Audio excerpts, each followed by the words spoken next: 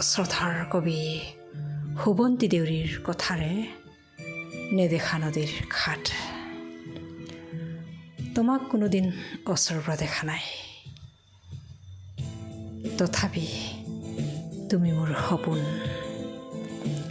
প্ৰত্যেক শিৰতালিত ফুলা প্ৰেমৰ কবিতা, দুহাতেৰে অঁকা আশাৰ আলপনা, সোণালী সূতাৰে কথা ৰ'দৰ ছবি। এই ছবি আশ্বাসৰ ছবি, বুকুৰ মাজলৈ নামি অহা হাজাৰ তৰাৰ ছবি। তুমি মোৰ চিৰন্তন প্ৰেমৰ কাচিয়ালী ৰথ, যি ৰথে হৃদয় কৰি তোলে হেঙুল হাইতাল।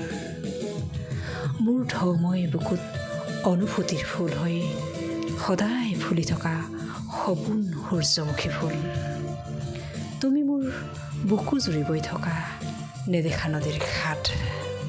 তোমাৰ মমতা ভৰা চাৱনিত এখন নীলা নৈ সাঁতুৰি পাৰ হ, য'ত জীৱনে সাৱটি গায়ে সেউজীয়া পথাৰৰ গান।